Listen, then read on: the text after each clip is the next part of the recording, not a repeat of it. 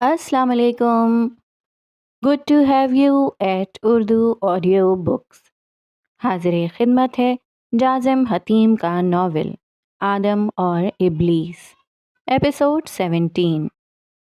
کھڑکی کے پار سے آتی روشنی پردوں کو چیرتے ہوئے کمرے میں بکھرتی تھی. بلائنڈز ہٹے ہوئے تھے. سیاہ ٹراؤزرز پر سیاہ ہوڈی پہنے وہ واش روم سے باہر نکلا. اس کے ایک ہاتھ میں پانی اور دوسرے ہاتھ میں تقریباً چوکور کپڑا پکڑا ہوا تھا. کپڑا میز پر رکھتے وہ دوبارہ سے بیڈ پر لیٹ گیا. سائیڈ ٹیبل پر میڈیسنز کے پتے پڑے تھے.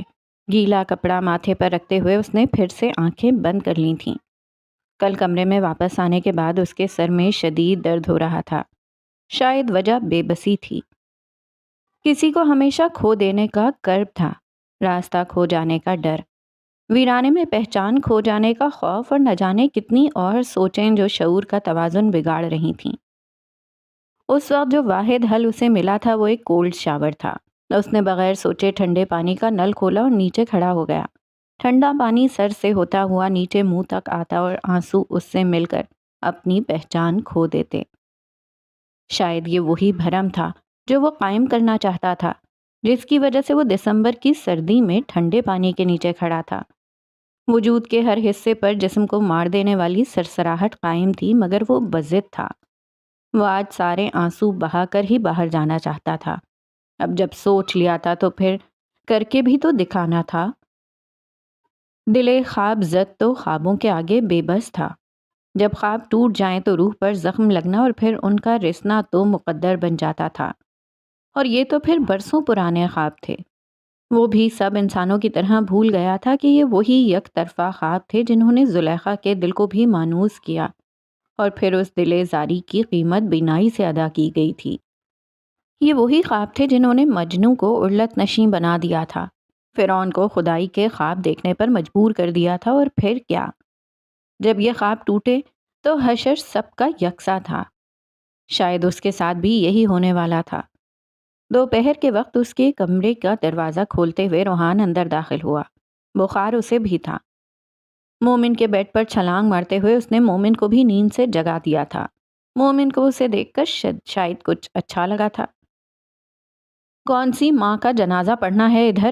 آرام سے بھی بیڈ پر بیٹھ سکتا تھا نا؟ آواز بیٹھی ہوئی تھی، شاید پوری رات رونے کی وجہ سے. اگر آرام سے بیٹھ جاتا تو تمہیں کیسے جگاتا؟ جوتے اتار کر وہ بھی کمفرٹر کے اندر گھس گیا اور پاس سے ریموٹ اٹھا کر ٹی وی آن کیا. یہ بھی صحیح ہے، بے پرواہی سے کہتے وہ تھوڑا سا اوپر ہو کر بیٹھا. روحان نے نیٹ فلکس لگا لیا تھا. مومن، بلائنڈز آگے کر دو. میرے میں اٹھنے کی ہمت نہیں. اس کی نظریں روحان پر تھیں.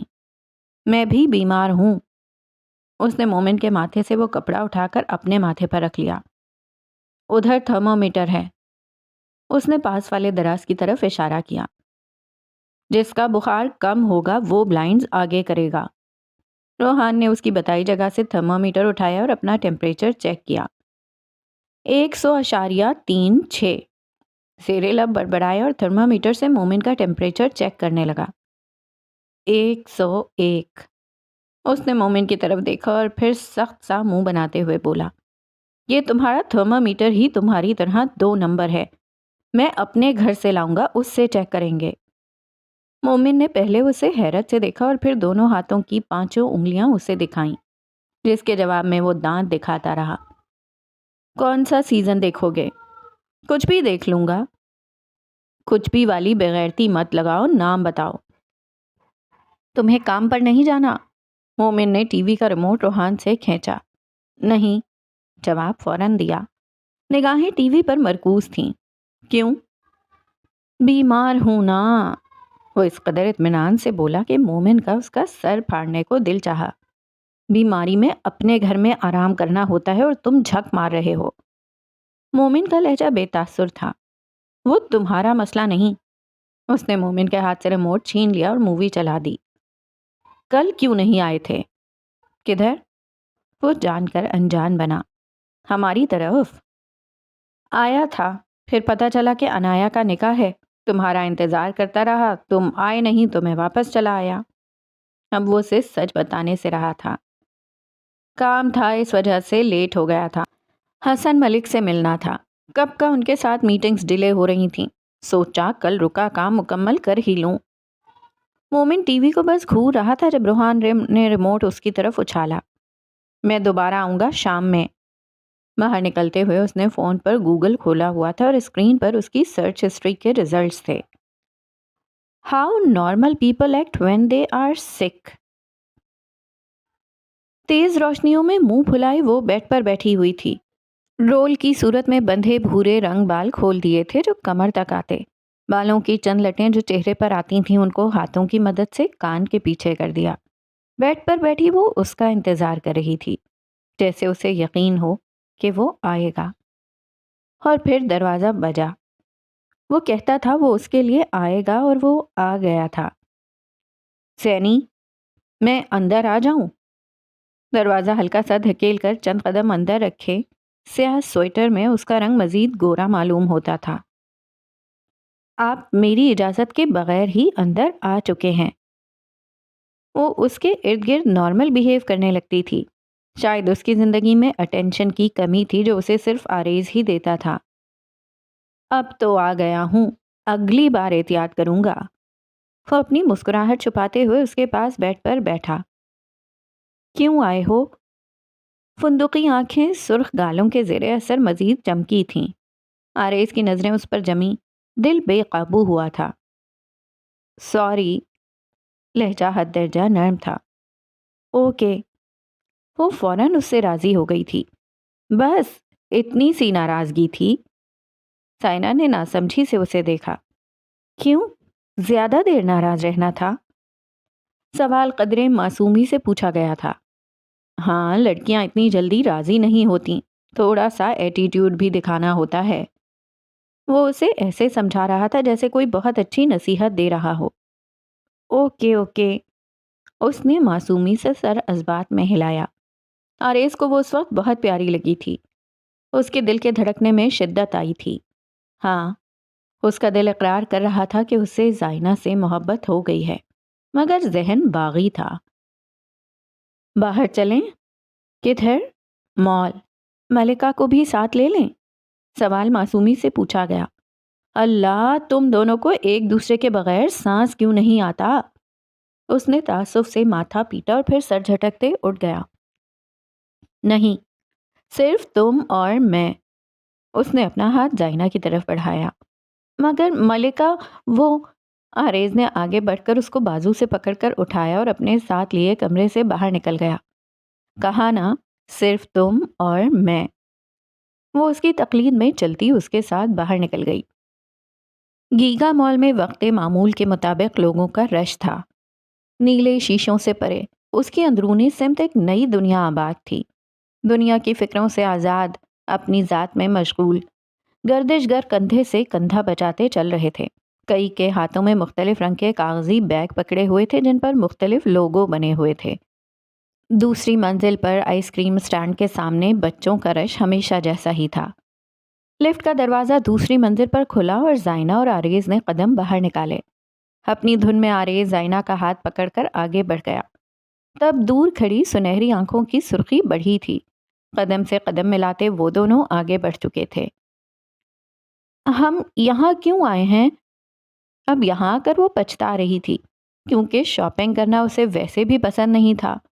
وہ تو یہاں صرف آریز کی وجہ سے آئی تھی۔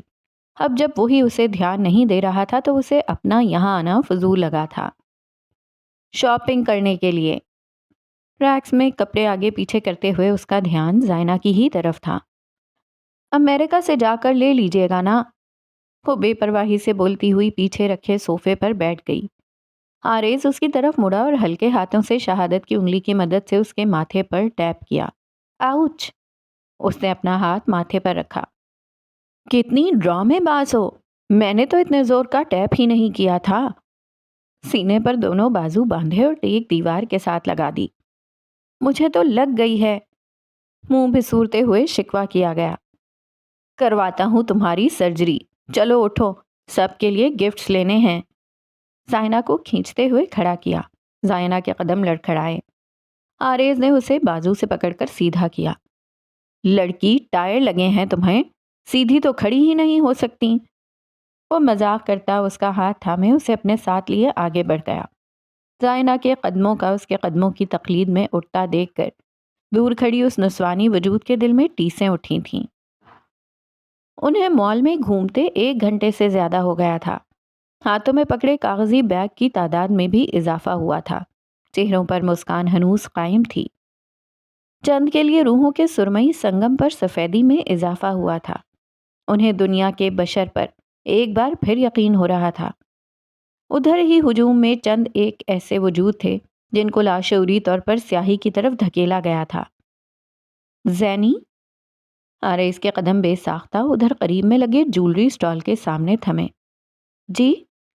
مخملی بالوں نے ہوا میں خم کھایا تھا۔ ادھر آؤ۔ جولری دیکھتے ہوئے اس نے زائنہ کو اپنی طرف بلایا۔ وہ جو اس سے کچھ فاصلے پر تھی اس نے اپنے قدم اس کی طرف بڑھا دیے تھے۔ یہ میگنیٹک ہیں؟ اس نے سٹال پر کھڑی لڑکی سے پوچھا۔ جی سر۔ اب وہ لڑکی اسے پینڈنٹ دکھا رہی تھی۔ آدھے دل کی شکل کے 2 پینڈنٹ جو مل کر ایک پورا دل بناتے تھے۔ جیسے 2 ٹوٹے دل ایک دوسرے سے دور ہوں تو دل زاری کا کوئی ثانی نہیں، مگر جب مل جائیں تو ایک دوسرے کو مکمل کر دیں۔ کتنے ہوئے؟ اس نے اپنا کارڈ سیلز گرلز کی طرف بڑھا دیا۔ یہ لیں سر۔ اس نے وہ کاغذی بیگ لڑکی سے پکڑ لیا۔ وہاں سے کچھ دور آ کر وہ گرنے والے انداز میں ریسٹ چیئر پر بیٹھا۔ زینی؟ ہاتھ سے صوفے پر 2 بار ٹیپ کیا اور زائنہ کو بیٹھنے کا اشارہ کیا۔ زائنہ نہ سمجھی سے اس کے ساتھ بیٹھ گئی۔ یہ تمہارے لیے۔ اس نے بیگ سے ایک پینڈنٹ نکال کر زائنہ کی طرف بڑھایا اور ایک اپنے پاس رکھ لیا۔ یہ میرے لیے تھا؟ اسے جواب پتا تھا مگر وہ پھر بھی اس کے منہ سے سننا چاہتی تھی۔ ہاں۔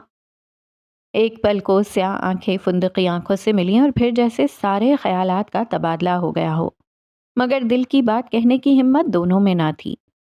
میں پہناؤں؟ اس نے زائنہ کی آنکھوں میں سوالی نظروں سے دیکھا۔ جب اس نے سر اسبات میں ہلایا تو اس نے وہ پینڈنٹ پہنانے کے لیے ہاتھ آگے بڑھائے۔ دونوں کی حالت یکساں تھی۔ دونوں کا دل شدت سے دھڑک رہا تھا۔ دونوں کی سانسیں بے قابو تھیں۔ آریز جیسے ہی اسے پینڈنٹ پہنا کر پیچھے ہوا تو اس کی نظریں سامنے کسی وجود پر پڑیں۔ ایک پل میں چہرے کی خوشی ماند پڑی اور اس کی جگہ ایک بے نام تاثر نے لے لی۔ وہ تاثر نہ تو غصہ تھا، نہ کرب، نہ خوشگوار یاد، محبت سے بہت دور کچھ، مگر نفرت بھی نہ تھی، شاید درد بھری شناسائی تھی۔ چلیں؟ وہ زائنہ کا ہاتھ پکڑتا اٹھ کھڑا ہوا اور اس دور کھڑے شخص سے دور قدم بڑھا دیے۔ زائنہ بے دھیانی میں اس کے ساتھ چلنے لگی۔ آریز؟ جی؟ اس نے بغیر رکے جواب دیا۔ قدموں کا رخ لفٹ کی طرف تھا۔ مجھے واش روم جانا ہے۔ اچھا وہ لفٹ کے ساتھ ہی ہے، ہم ابھی اسی طرف جا رہے ہیں۔ اس کے قدموں میں کسی قدر سستی نہیں آ رہی تھی۔ واش روم کے باہر جا کر اس کے قدم رکے تھے۔ وہ رہا واش روم۔ انگلی سے اشارہ کرتے ہوئے اس نے زائنہ کا ہاتھ چھوڑ دیا۔ زائنہ دروازہ دھکیلتے ہوئے واش روم کے اندر چلی گئی۔ ہیلو آریز؟ نسوانی آواز والا وہ وجود اس کے قریب رکا تھا۔ آریز نے ایک بار پھر اس کی طرف نہیں دیکھا تھا۔ دیکھو گے بھی نہیں؟ وہ گھوم کر اس کے سامنے آ کھڑی ہوئی۔ اب کیا چاہتی ہو؟ آواز آہستہ تھی مگر ایک ایک لفظ چبا چبا کر ادا کیا گیا۔ تمہیں ایک بات بتانی تھی۔ واش روم کا دروازہ کھلنے کی آواز آئی۔ پلیز واپس مت آنا، میں اپنی زندگی میں آگے بڑھ چکا ہوں۔ لفٹ کھلی تھی۔ اس نے اس لڑکی کو لفٹ میں دھکیلا اور خود لفٹ کے آگے سے ہٹ گیا۔ آریز کس سے بات کر رہے تھے؟ کچھ نہیں، وہ بس ایک پرانا دوست مل گیا تھا۔ آؤ ہم چلیں۔ وہ دوسری آتی لفٹ کے اندر داخل ہو گئے تھے۔ آریز کی گاڑی سڑک پر بھاگ رہی تھی۔ شاید وہ کسی پرانی یاد کے زیر اثر تھا، ایک خوشگوار یاد جو اب کابوس بن چکی تھی۔ کچھ دیر چپ رہنے کے بعد اس نے بے دھیانی میں ایک نگاہ زائنہ پر ڈالی جو شیشے میں عجیب سی شکلیں بنا رہی تھی۔ یہ کیا کر رہی ہو؟ اس کا قہقہا بلند ہوا تھا۔ کچھ نہیں، بس کریونگ پر کنٹرول کر رہی ہوں۔ وہ اپنے عمل میں بالکل مصروف نظر آتی تھی۔ کس چیز کی کریونگ ہو رہی ہے؟ آئس کریم کی۔ جواب فوراً آیا تھا۔ حارث نے گاڑی سڑک پر نظر آتی پہلی آئس کریم پارلر کے سامنے روکی۔ کون سا فلیور؟ والٹ جیب میں ڈالتے وہ گاڑی سے باہر نکل گیا۔ پائن ایپل، چاکلیٹ اور اوریو بس؟ اس نے اپنی مسکراہٹ چھپائی۔ نہیں، رکو ایک منٹ۔ خود سوچتے ہوئے وہ پھر بولی، بلو بیری بھی، اور بس اتنی بہت ہے۔ وہ زور سے ہنسا تھا۔ اچھا، میں لے کر آتا ہوں۔ کچھ دیر بعد جب وہ واپس آیا تو اس کے ہاتھ میں 2 آئس کریم کپ تھے۔ زائنہ والا اسے تھماتے ہوئے خود گاڑی کے اندر بیٹھ گیا۔ کالج ختم ہونے کے بعد کیا ارادہ ہے؟ آئس کریم کا چمچ دوبارہ منہ میں ڈال چکا تھا۔ میڈیکل کا۔ وہ اس کی طرف نہیں دیکھ رہی تھی، اس کا سارا دھیان اپنی آئس کریم پر تھا۔ کس میڈیکل کالج میں ایڈمیشن لوگی؟ جس کالج میں نام آ گیا۔ لہجے کی بے پرواہی واضح تھی۔ تم امریکہ کسی میڈیکل کالج میں ایڈمیشن کیوں نہیں لے لیتی؟ غریب عورت ہوں میں عارض، پاکستان میں ایڈمیشن ہو جائے بڑی بات ہے۔ وہ مسکراتے مسکراتے بولی، نگاہیں اب بھی اپنی آئس کریم پر تھیں۔ اسکالرشپ مل جائے گی۔ ادھر جانے رہنے کا خرچہ اسکالرشپ سب کور نہیں کرتی، اور میرے پاس؟ وہ اپنے دھیان میں بولے جا رہی تھی جب عارض نے اس کی بات کاٹی۔ میرے پاس تو ہے نا، میں اسپانسر کروں گا۔ زائنہ کچھ دیر دم سادے اسے دیکھتی رہی۔ بہت سوچنے کے بعد وہ پھر بولی، کس وجہ پر؟ وجہ کا کیا ہے؟ وجہ تو کبھی بھی اور کوئی بھی بنائی جا سکتی ہے۔ اس نے گاڑی آگے بڑھا دی تھی۔ یہ جمال کیا، یہ جلال کیا، یہ عروج کیا، یہ زوال کیا۔ وہ جو پیڑ جڑ سے اکھڑ گیا، اسے موسموں کا ملال کیا۔ صوف کے دہانے پر گھومتا ہوا وہ شخص عنقریب اپنی منزل تک پہنچنے والا تھا، کیونکہ یہ وعدہ تھا عالم معنی کا۔ جب نور الہی کے 2 ٹکڑے کر کے 2 روحیں بنائی گئیں اور ہر رواں کے جوڑے کو ایک دوسرے کا نیمہ دیگہم بنا دیا گیا، پھر مٹی کے پتلوں میں منطقۂ دوری کو دستے کنید ٹھہرایا۔ مگر ایک نوید بھی سنائی کہ جب تم اپنی ہمسرم روح کے پاس پہنچو گے تب تمہارا لاشعور شناسائی کی گواہی دے گا۔ رومینیا کی سڑکوں پر ٹہلتا ہوا ایرک بھی دھتکار کے بعد اپنی ہمسرم روح کو تلاشتا تھا۔ سالوں کی تلاش ختم کیوں نہیں ہوئی تھی؟ شاید وہ پا کر کھو دینے والوں میں سے تھا۔ تقریباً رینگتے ہوئے وہ سڑک کے کنارے چل رہا تھا، ہاتھ میں پکڑی بریڈ سے لقمہ توڑ کر کھاتا، پھر کافی کا گھونٹ بھرتا۔ ساحل سے آتے آب خنک کی لہروں کے سر جھونکے اس کے جسم کے ساتھ ٹکراتے تھے۔ 6 فٹ بلند قامت، چوڑے کندھے، گوری رنگت، بڑھی ہوئی شیو۔ ہوا کے ٹکراؤ سے ماتھے پر بکھرے لمبے بالوں کے پیچھے سے ہلکی سرمئی آنکھیں واضح ہوتی تھیں۔ وہ ایسے مردوں میں سے تھا جن کو ایک بار دیکھ لو تو اس سے نظریں ہٹانا قریباً ناممکن تھا۔ دنیا کی فکر سے شاید وہ بہت دور آ گیا تھا، جیسے بقائد عوام کی سوچیں اس کے لیے گرہ خوردہ بن چکی ہوں۔ چلتے چلتے وہ رکا اور پھر ایک بینچ پر بیٹھ گیا۔ سڑک کی دائیں سمت بینچ عام راہ گزر سے کچھ فاصلے پر رکھا تھا۔ سامنے کا منظر کچھ ایسا تھا کہ پانی اور آسمان کا رنگ یکساں تھا، جیسے وہ منظر لامحدود کے متن کی حقیقی شکل ہو، جیسے دنیا کا آخری کونا۔ کئی سوچیں ذہن میں گردش کر رہی تھیں۔ اس نے ڈاکٹر کے کہنے کے مطابق اپنی سوچیں کاغذ پر لکھنے کا سوچا۔ بائیں جانب جھک کر اس نے اپنے لانگ کوٹ سے ایک نوٹ پیڈ نکالا۔ ہوا کے ایک اور جھونکے نے اس کے بال ہوا میں اڑائے تھے۔ دائیں سمت گردن کے پیچھے ایک کٹ کا نشان واضح ہوا تھا، جو ایک ترچھی لکیر کی مانند کان کے نیچے سے ہوتا ہوا اس کے شرٹ کے اندر غائب ہوتا تھا۔ خدا جانے اس لکیر کی کیا سچائی تھی، وہ کتنا گہرا تھا، وہ کس نے دیا تھا؟ اس نے اپنی علاقائی زبان میں چند الفاظ کچی پینسل کی مدد سے نوٹ پیڈ پر گھسیٹے تھے۔ بچھڑنے والے کیوں نہیں ملتے؟ سوچوں کے بھور میں شعور کے مرکز پر جگہ ایک چمکتے نسوانی چہرے نے لے لی تھی۔ وعدہ تھا 2 ہمسرم روحوں کے ملنے کا، مگر وعدہ وفائی کے زینے تک کیوں نہیں پہنچا؟ مانوس دل لیے وہ شخص کسی کے انتظار میں تھا، جیسے اس نے تلاش ترک کر دی ہو، جیسے وہ انتظار میں تھا کہ گم جانے والا ایک دن اسے ڈھونڈ لے گا۔ شاید ہر بار صبر کا پھل نہیں ملتا۔ دل مانوس مایوس ہوا تھا۔ اب اسے کون بتاتا کہ یوسف کو مصر کی بادشاہت کے بدلے اپنی جوانی زندانوں کے نام کرنی پڑی تھی۔ زلیخا کو زلیخا یوسف بننے کے لیے ایک عمر ہجر کی سختی کاٹنی پڑی تھی۔ محبت کیوں بنائی گئی؟ کاش اسے اپنا جواب مل جاتا کہ مٹی کے پتلوں کا یہ سراب دنیا کاٹنے کے لیے سہارا چاہیے ہوتا ہے۔ ہر بشر گناہ گار ہے مگر ہر بشر باغی نہیں۔ اب اگر خدائی کا دعویٰ کرنے کی ہمت سب میں ہوتی تو شاید محبت کی ضرورت نہ پڑتی۔ یہ سوال اس کے اعصاب کو معوف کر رہے تھے۔ وہ اپنی جگہ سے اٹھا اور رخ سڑک پر چلتے لوگوں کی طرف کر لیا۔ نئے سوالوں کی لہر اس کے شعور کا حصہ بنی۔ ایک بار پھر سے قلم کاغذ پر گھسیٹتے ہوئے چند الفاظ کی ایک سطر لکھی۔ کیا اس نسل کا ٹراما پچھلی نسل کی ناکامی ہے؟ نئی نسل کے درد، نئی نسل کی تکلیف کم کیوں نہیں ہوتی؟ ہر شخص گردش گردوں کے ہجوم میں چلتے، ہر جسم کے لاشعور میں ایک تلاطم برپا ہے۔ سب اپنی پہچان کھو رہے ہیں۔ ہر فرد کی زندگی کی دوڑیں ایک جتنی ہی الجھی ہوئی ہیں۔ سب کے درد ایک سے بڑھ کر ایک ہیں۔ سب کی تکلیفیں ایک جیسی نہیں مگر شدت میں برابر ہیں۔ ہر انسان کانچ کے دھاگوں کا ایک مجسمہ ہے۔ ایک دھاگے کی سلائی درست کرنے چلو تو نہ جانے کتنی ان گنت سلائیاں کھل جاتی ہیں۔ نم مگر خنک فضا میں اس کے ہاتھ کسی مشین کی مانند چلتے تھے۔ نئی نسل جسم اور روح کے ایک ایسے ثبات میں الجھ چکی ہے کہ اب ان کو یہ ثبات بھی بھرم لگتا ہے۔ شاید یہ ثبات، یہ توازن اس وجہ سے ڈگمگا رہا ہے کیونکہ نئی نسل پرانی نسل کی امیدوں کی تاب نہیں لا پا رہی۔ نئی نسل کو پیدا ہوتے ساتھ ایک ایسی دوڑ کا حصہ بنا دیا جاتا ہے جس کے لیے وہ نہیں بنے۔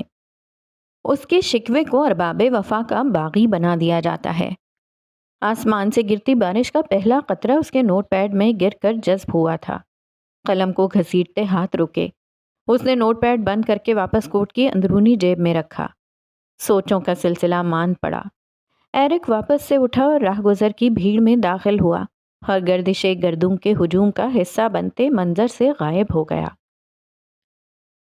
سیاہ بیگی جینز پر سیاہ رنگ کی کرتی پہنے زائنہ سیڑھیاں اترتی لاؤنج میں آ کر صوفے پر بیٹھی۔ آریز وہ صوفے پر بیٹھے ہوئے لیپ ٹاپ پر کچھ کام کر رہا تھا۔ گردن اس کی طرف گھما کر ہلکا سا مسکرایا۔ زینی لہجہ انتہائی درجہ نرم تھا، چہرے پر پھیلے مسکان میں خالص پن تھا۔ آریز مجھے عمار بھائی کے گھر تک چھوڑاؤ۔ آریز کے چہرے کی مسکراہٹ مان پڑی۔ عمار کون؟ چہرے کے تاثر ایسے ہوئے تھے جیسے اسے یہ بات ناگوار گزری ہو۔ ملکہ کے بھائی، عمار بھائی۔ اچھا اچھا، ملکہ بھی ہوگی۔ اسے خود نہیں سمجھ آئی تھی کہ وہ کیوں اور کس حق سے زائنہ سے سوال پوچھ رہا تھا۔ شاید دل نے اقرار کر لیا تھا مگر دماغ کا اقرار باقی تھا۔ ہاں وہ ادھر ہی ہوگی، اب جلدی سے اٹھو۔ وہ اسے بازو سے کھینچنے لگی۔ اچھا ایک منٹ، پہلے یہ میل کر لوں۔ نہیں، واپس آ کر کر لینا، ابھی چلو۔ وہ مسلسل اسے کھینچ رہی تھی اور وہ مزاحمت کر رہا تھا۔ اچھا چلو۔ وہ لیپ ٹاپ بند کرتا اٹھ کھڑا ہوا۔ کتنی ضدی لڑکی ہو۔ بھاری سانس خارج کرتے اس نے میز پر سے اپنا والیٹ اور گاڑی کی چابی اٹھائی اور اس کے پیچھے باہر نکل گیا۔ 20 منٹ بعد 2 گاڑیاں مار کے گھر کے سامنے رکی تھیں۔ آریز کی BMW اور روحان کی رینج روور۔ دونوں فریق ایک ساتھ گاڑی سے باہر نکلے۔ سنہری آنکھیں فندقی آنکھوں سے ٹکرائی تھیں۔ روحان کیسے ہو؟ زائنہ نے ہاتھ اس کی طرف بڑھایا تھا۔ میں ٹھیک، بہت وقت کے بعد ملے۔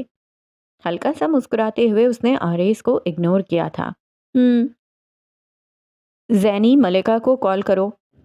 اسے زائنہ کا روحان سے ہاتھ ملانا اچھا نہیں لگا تھا۔ زینی اندر ہی چلتے ہیں، عاقبہ اندر ہی ہوگی۔ روحان کیوں آریز سے پیچھے رہتا؟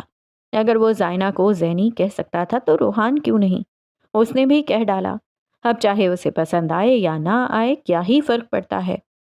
آریز نے گھور کر اسے دیکھا تھا، جس کے جواب میں روحان ایسے مسکرایا جیسے کہہ رہا ہو، میں جیتا اور تم ہارے۔ تم لوگ آ گئے؟ عاقبہ اندر سے باہر نکلی تھی۔ سامنے کھڑے ہیں تو آ ہی گئے ہوں گے۔ مومن منہ بناتا ہوا بولا کیونکہ وہ پہلے یہاں آنا نہیں چاہتا تھا، دوسرا اسے یہاں زبردستی لایا گیا تھا، تیسرا اسے عمار کی بہن بالکل بھی پسند نہیں تھی۔ شٹ اپ، میں قاسبیوں کے منہ نہیں لگتی، اور تم یہاں کیوں آئے ہو؟ میں نے تو تمہیں انوائٹ ہی نہیں کیا تھا۔ مومن نے روحان کو یوں گھور کر دیکھا جیسے کہہ رہا ہو، کرا دی نا نقاتی تم نے۔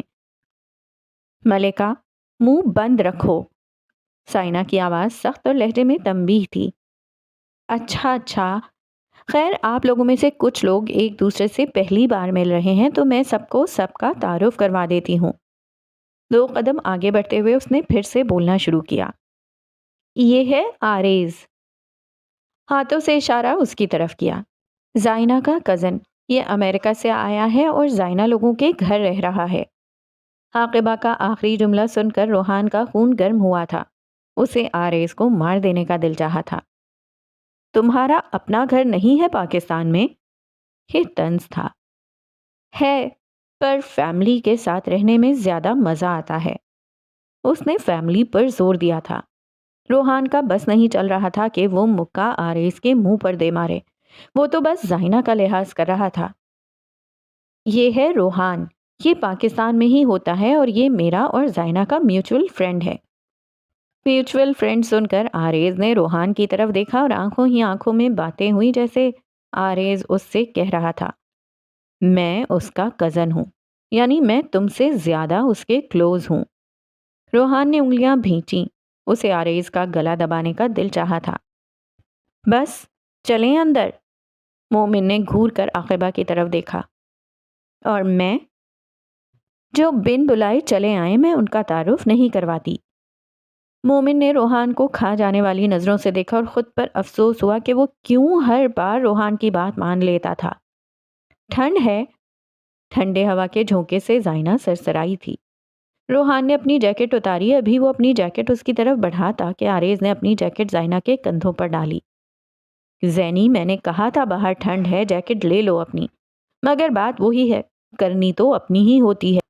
آریز کی جیکٹ زائنہ کے کندھوں پر دیکھ کر روحان کے جسم میں آگ لگی تھی۔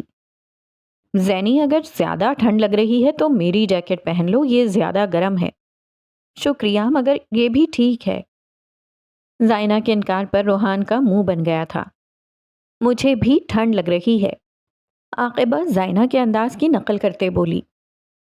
تمہیں تو بندہ پتھر کے ساتھ باندھ کر سمندر میں پھینک دے تو ہی بہتر ہے۔ مومن ہلکی آواز میں بولا، مگر آواز اتنی تھی کہ عاقبہ نے اس کی پوری بات سن لی تھی۔ Zero civic sense. اللہ نے پتہ نہیں کیا سوچ کر تمہیں انسان بنایا ہوگا۔ اسے شاید غصہ آ چکا تھا۔ اچھا میں چلتا ہوں زینی، جب واپس آنا ہوگا تو مجھے کال کر دینا، میں لینے آ جاؤں گا۔ تم نہیں آ رہے؟ نہیں ملکہ، کام ہے۔ گاڑی میں بیٹھتے ہوئے اس نے گاڑی سٹارٹ کی اور واپس سرمئی محل کی طرف چل پڑا۔ چلو ہم اندر چلیں۔ عاقبہ سب کو اپنے ساتھ لیتے اندر چل پڑی۔ مومن طبیعت خراب کا بہانہ کر کے وہاں سے جلدی اٹھایا تھا۔ مرسج جانے کا من نہیں تھا اور اب گھر میں بھی دم گھٹ رہا تھا۔ بیڈ سے اٹھتے ہوئے وہ ڈریسنگ روم کی طرف بڑھ گیا۔ سرمئی رنگ پینٹ کے اوپر ریک سے سیاہ شرٹ نکال کر پہنی۔ چند قدم دائیں جانب اٹھاتے ہوئے اس نے ہتھیلی کی مدد سے گلاس ڈور سلائیڈ کر کے سرمئی رنگ کی ڈینم جیکٹ پہنی۔ گردن کی دونوں جانب آٹومائزر سے کسٹم پرفیوم سپرے کرنے کے بعد دراز سے کتھئی لیدر کے پٹے والی رولیکس نکالی اور بائیں کلائی پر باندھتے ہوئے ڈریسنگ روم سے باہر نکلا۔ ڈریسنگ کے سامنے کھڑے ہو کر سلیقے سے بال بنائے، والیٹ جیب میں ڈالا اور گاڑی کی چابی اٹھاتے ہوئے کمرے سے باہر نکل گیا۔ وہ 1 گھنٹے سے اپنی گاڑی دائرے کی صورت میں پورے اسلام آباد کی سڑکوں پر گھما رہا تھا، مگر دل کا اضطراب تھا جو کم نہ ہوتا تھا۔ وہ انایا کو دیکھنا چاہتا تھا، مگر وہ اب اسے کیسے دیکھ سکتا تھا جب وہ کسی اور کی ہو گئی تھی۔ مومن بد نسل نہیں، وہ اپنے خیالات کے تحت زیر لب بڑبڑایا۔ مومن بے غیرت نہیں، گاڑی کی ریس پر پورا پاؤں رکھا۔ مومن اب اس کے سامنے نہیں جائے گا۔ وہ خود بھی جانتا تھا کہ وہ ہمیشہ اسے کسی عاشق کی نگاہ سے دیکھے گا۔ وہ اس سے دور ہو جائے گا مگر خود سے اس کے سامنے نہیں جائے گا۔ آخر تھا تو وہ نسلی، شاید یہ اس کی میراث تھی۔ انایا کے نکاح کے بعد وہ جانتا تھا کہ وہ اس پر حرام ہو چکی ہے، وہ کسی اور کی ہو چکی ہے۔ آج مومن کے درد کی شدت اس دن جیسی تھی۔ وہ جانتا تھا کہ نامحرم سے محبت تو ہمیشہ بشر کی رسوائی کا سبب بنی ہے۔ مل جائے تو مرہم، نہ ملے تو زخم۔ وہ غلطی کر بیٹھا تھا۔ نامحرم کا محرم بننے سے پہلے وہ اس پر دل ہار بیٹھا تھا، وہ اپنا آپ ہار بیٹھا تھا، تو پھر اب جو روح کے زخم رسنے لگے تھے تو شکوہ کیسا؟ گاڑی کو مزید ریس دی۔ چند منٹوں میں سوئی 140 پار کر چکی تھی۔ اس کا جسم ہلکا پڑا، ذہن معاوف ہوا، دل کی دھڑکنیں مدھم ہوئیں، جیسے دل عنایا کے جانے کے بعد دھڑکنے سے انکاری تھا۔ ہمیشہ کی طرح نامحرم سے یک طرفہ محبت زندگی بھر کا روگ لگا گئی تھی۔ اسے گاڑی سڑک پر گھماتے ہوئے 1 سے 1.5 گھنٹہ ہو گیا تھا۔ گاڑی کا میٹر فیول ریزرو پر شو کر رہا تھا، جس کی وجہ سے اس نے گاڑی قریبی پیٹرول پمپ پر روکی۔ ہائی آکٹین فل کر دو۔ گاڑی بند کرتے وہ ٹک شاپ کی طرف بڑھ گیا۔ دائیں ہاتھ سے دروازہ دھکیلتے وہ اندر داخل ہوا اور اسٹور کی پچھلی سمت رکھے فریج کی طرف بڑھ گیا۔ پانی کی بوتل پکڑے وہ کاؤنٹر پر آیا۔ ماربلو اور لائٹر بھی۔ کاؤنٹر پر کام کرتے لڑکے نے پیچھے سے سگریٹ کا ایک ڈبہ اور لائٹر مومن کی طرف بڑھایا، جسے اس نے فوراً اٹھا لیا تھا۔ کیش یا کارڈ؟ کارڈ۔ مومن نے کارڈ اس کی طرف بڑھایا، جسے اس نے فوراً سوائپ کیا تھا۔ شکریہ سر۔ اس سے کارڈ واپس لیتے مومن نے سر کو ہلکا سا خم دیا اور باہر نکل گیا۔ ڈبی سے سگریٹ نکال کر سلگایا اور ایک لمبی کش بھری۔ دھواں ہوا میں خارج کرتے ہوئے اس نے اپنی گاڑی کی طرف قدم بڑھا دیے۔ ٹینک فل ہو گیا تھا۔ پیسے دے کر دوبارہ سے گاڑی سٹارٹ کی اور سڑک پر ڈال دی۔ اب وہ گھر جانے کا ارادہ رکھتا تھا۔ اس نے گاڑی گھر کی سڑک پر ڈال دی تھی جب اس کا فون بجا۔ فون کی اسکرین پر چمکتا نام دیکھ کر وہ ایک بار کو جھجکا، مگر پھر فون کان سے لگا لیا۔ ہاں عنایا، بولو۔ لہجہ بے تاثر تھا۔ مومن، مجھے بچا لو please, P C hotel. Hello Anaya. Phone cut چکا تھا۔ اس نے فون دوبارہ ملایا، مگر دوسری جانب اس کا نمبر بند جا رہا تھا۔ ضدی ہوں، مگر جو تم پکارو تو جان حاضر۔ انا مسترد، غرور مسمار، راہ ہموار، سماعت واجب، قدم یکساں تیری جانب۔ وہ جو کچھ دیر پہلے نہ جانے کتنے وعدے کر بیٹھا تھا اس سے دور چلے جانے کے، وہ اس کی ایک کال پر، اس کے ایک بار پکارنے پر اپنے سب اصولوں سے باغی ہو گیا تھا۔ وہ بار بار عنایا کا نمبر ملا رہا تھا، مگر دوسری جانب فون مسلسل بند جا رہا تھا۔ عنایا، اٹھا لو کال۔ وہ دانت مسلتے بولا، شاید اسے غصہ حالات پر آیا تھا۔ کچھ دیر بعد وہ پی سی ہوٹل میں تھا۔ عنایا اس کے سامنے صوفے پر بیٹھی ہوئی تھی اور روندھے لہجے اور بھیگی آنکھوں کے ساتھ اس نے ساری بات مومن کو بتا دی تھی۔ عنایا، وہ تمہارا شوہر ہے، اس میں کچھ غلط نہیں، وہ تمہارا محرم ہے۔ اس کا لہجہ سرد تھا۔ وہ عنایا سے ایسے بات تو نہیں کرتا تھا، ان میں اتنی دوری تو کبھی نہیں تھی۔ مومن، میری بات تو… مومن نے عنایا کی بات آدھے میں کاٹی تھی۔ دیکھو عنایا، تم میری ذمہ داری نہیں ہو، تمہارا اب اس سے نکاح ہو گیا ہے، وہ تمہارا شوہر ہے۔ اس طرح کی اور ایسی باتوں پر مجھے کال کرنا چھوڑ دو۔ وہ اسے سرد کندھا دکھاتے قدم باہر کی طرف بڑھا چکا تھا۔ مومن… عنایا کی اگلی بات سے اس کے قدم زمین پر جم گئے تھے۔